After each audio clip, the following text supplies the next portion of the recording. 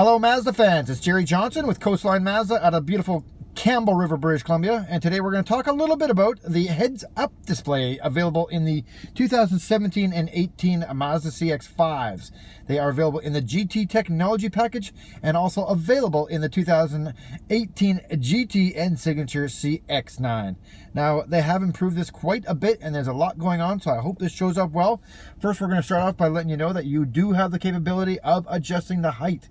So if you're taller or shorter, you'll be able to adjust it so it's clearly and directly right in front of you, keeping you being not only driving the safest vehicle on the road, but becoming one of the safest drivers on the road, creating safe driving habits by keeping your hands on the wheel and your eyes on the road. And with this heads-up display, you are directly looking right in front of you. You don't have to look off to the side or to the left or the right to see your navigation prompts or your blind spot monitoring or even anything to do with the radar cruise control features. It's directly in front of you, hands on the wheel, eyes on the road, and man, is it a nice feature. You also have this rotation, so if you have someone or if you're someone that actually kind of leans their head a little bit while you're driving, it can tilt left or right depending on which angle you lean.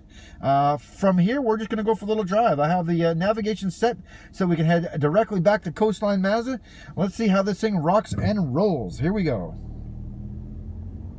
We're currently leaving Elk Falls Provincial Park, which they have just put up a very nice new suspension bridge. If you haven't had a chance near Campbell River to come check this place out, very, very cool.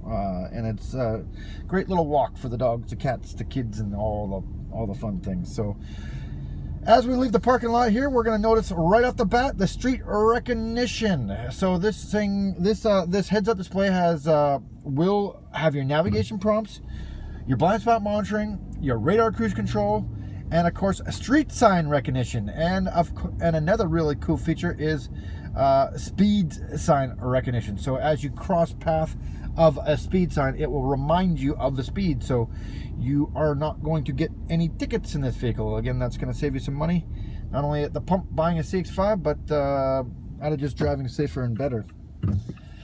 So we're heading out back onto the regular stream of roads here. So here we go. We got to witness the street sign recognition, and now you can see the navigation prompts are displayed up into the windshield, which is showing up quite nicely. I hope it shows up well for you guys. We are going to be basically heading back to Coastline Mazda and hoping we can pick up as many things on this as possible. So with that being said, I have my cruise control all set. I've turned it off. Now I'm turning the radar cruise control on. I'm going to set my cruise control for 60, which is the speed limit. So I'm going to get some auto braking going on down this hill. I have my radar cruise control now set for 2 bars. You can either set it for 50, 100, 150, or 200 meters. When you're on the highway, it is recommended to go the 200 meters so you have plenty of time for your vehicle to come to a complete stop and slow down automatically using the radar cruise control. And of course, you're in the stop and go of the city. You're going to want to have it on only 1 bar so that you don't create such a space in front of you and the vehicle in front of you that people will want to just cut in. So depending on where you are and what situation you're in, that'll be how far you want to set your distance in the car in front of you.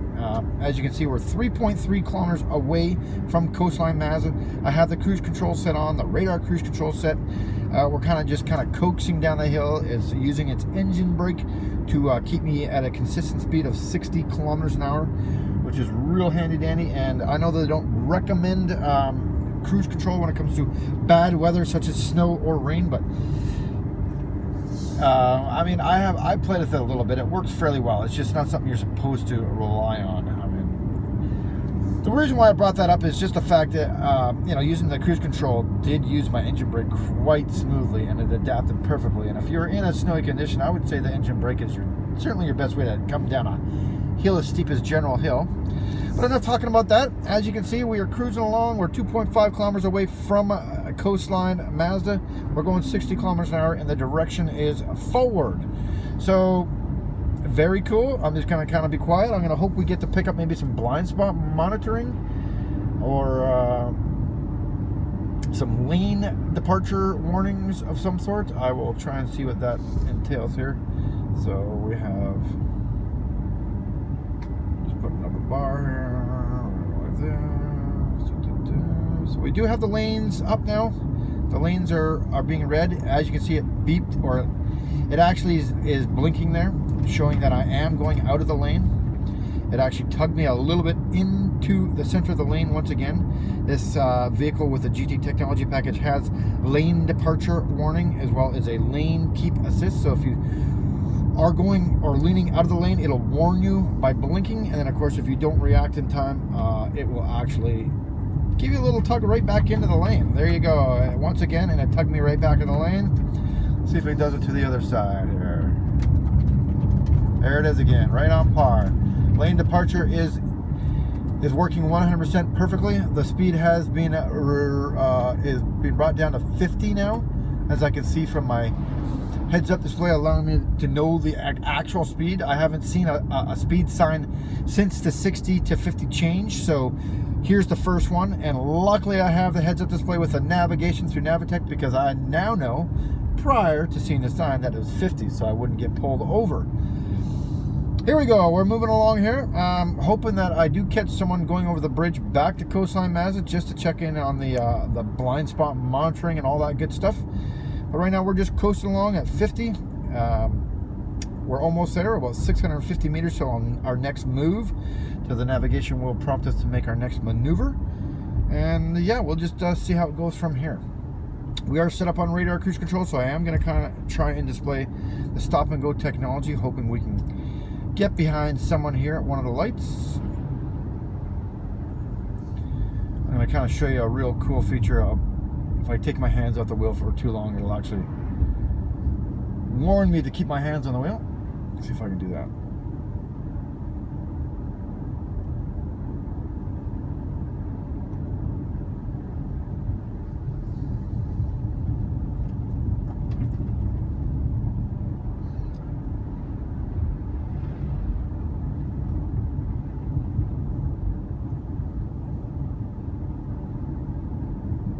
So I wasn't able to take my hands off the wheel long enough for the heads-up display to warn me to put my hands back on the wheel, but it is a feature that does come with the radar cruise control system, because a lot of people think autonomous means you don't have to steer anymore, but actually you would be steering 100%.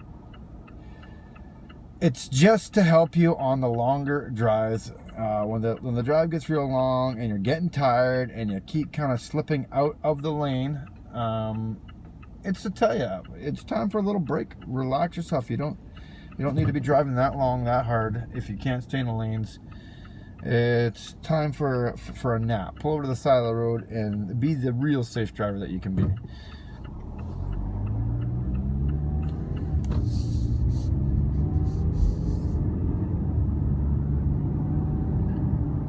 So I do have somebody coming up behind me here on the bridge, so I'm just going to kind of go real slow, hoping that he comes up beside me and we're going to see some blind spot monitoring in the mirror here, as well as on our heads-up display.